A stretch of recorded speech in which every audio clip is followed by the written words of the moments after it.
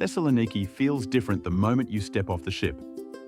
And that's because you're not arriving at a Greek island with a beach at the pier.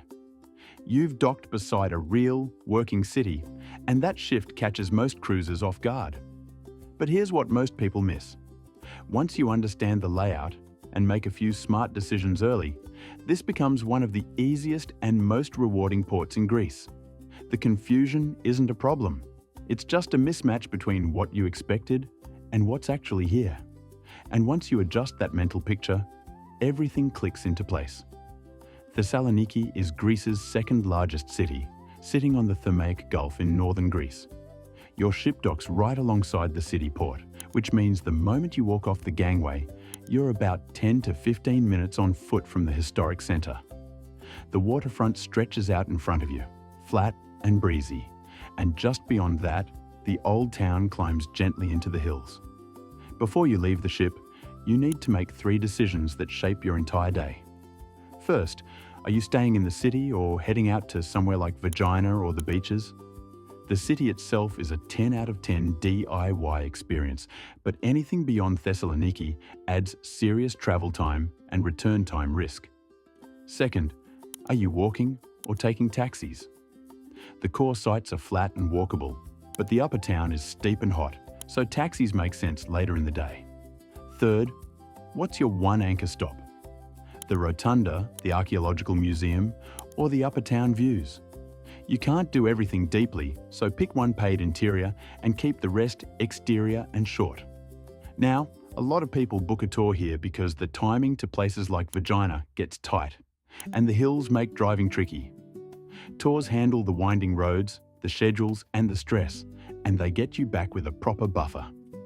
Cruise line excursions usually cost more for the same experience, but local operators offer better value, smaller groups, and they know the cruise timings just as well.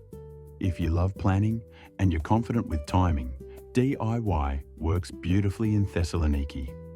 But if you want to relax and see more without the logistics, a local tour is a smart move. We've added links to our favourite local options in the description, and they're the ones we'd use ourselves. Walk off the ship and head straight into town along the waterfront. Don't linger at the port exit because the real Thessaloniki starts about 10 minutes away. Here's something most cruisers don't realise. If multiple ships are in, taxi queues at the port can spike fast, but walking into town is quicker and gets you ahead of the crowd. The promenade is flat, breezy, and lined with cafes. You'll pass joggers, families, and locals sipping coffee. The smell of fresh pastries drifts out from the side streets, and if you're here early, you'll catch that quiet morning energy before the city fully wakes up. Your first landmark is the White Tower, Thessaloniki's most recognizable monument. It's a 15th century Ottoman fortress that sits right on the waterfront, and it's impossible to miss. You can go inside for a small entry fee if you want the museum and the view from the top, but honestly, the exterior and the surrounding park are enough for most cruisers. This is where you'll start to notice the layers of history, Roman, Byzantine, Ottoman, all stacked on top of each other. Here's mistake number 1 that catches almost everyone. Most cruisers assume there's a beach at the pier or nearby, so they waste time wandering around looking for sand and sun lounges. There isn't one. If beach time is your priority, you'll need to take a taxi or seasonal boat to Piraia or Neoi Epivadis, and that's a 35 to 50-minute trip each way. Decide early if you're doing city or beach, because trying to do both usually means you end up stressed and short on time.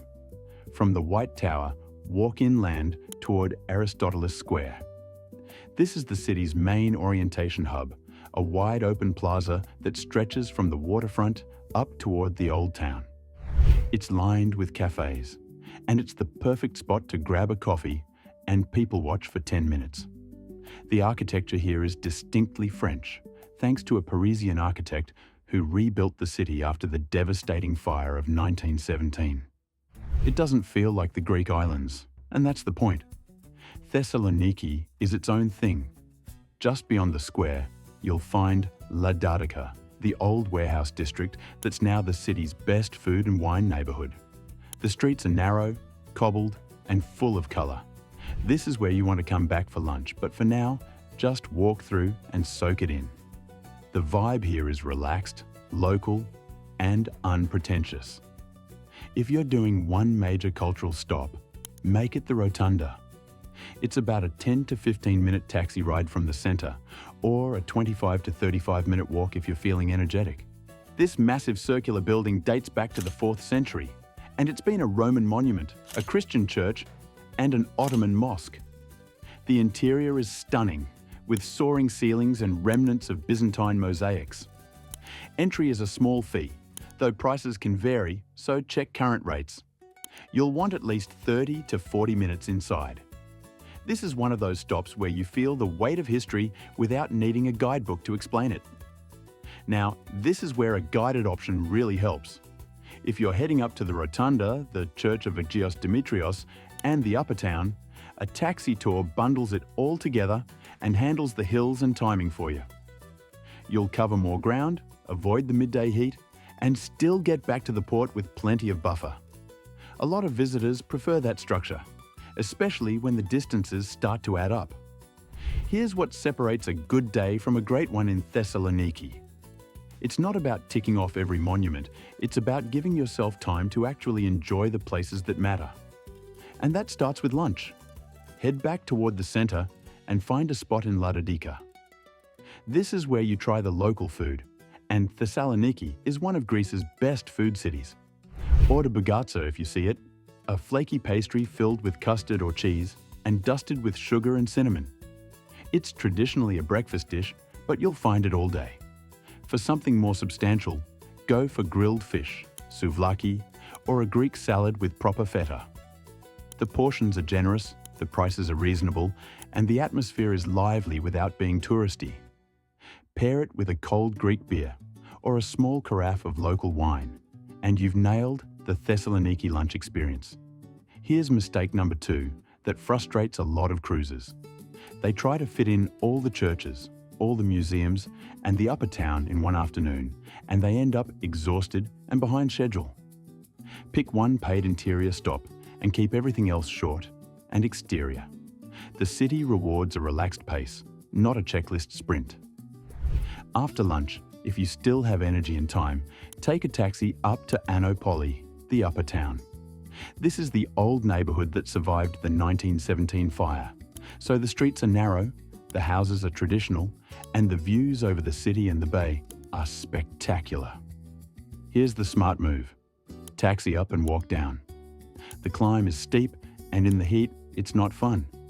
But the descent is gentle, shaded in places, and full of those hidden corners that make you feel like you've discovered something special. Lisa loved this part.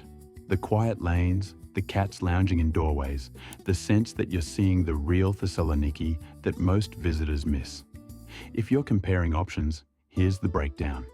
The premium route is a private taxi tour covering the Rotunda, Anopoli, and maybe a stop at the Byzantine walls or a viewpoint. You'll pay roughly 30 to 50 euros per hour depending on demand, so agree the price up front. Split among 4 people, that's affordable, and it removes the stress, handles the hills, and gets you back on time. The budget version is walking the core, taking a bus or taxi to one highlight, and keeping lunch simple. You'll save money, but you'll spend more time managing logistics. Both work. It just depends on how much you want to see and how comfortable you are navigating independently. As the afternoon winds down, make your way back toward the waterfront. If you have time, stop at one of the cafes near Aristoteles Square for a Freddo espresso, Greece's iced coffee that's strong, sweet, and incredibly refreshing.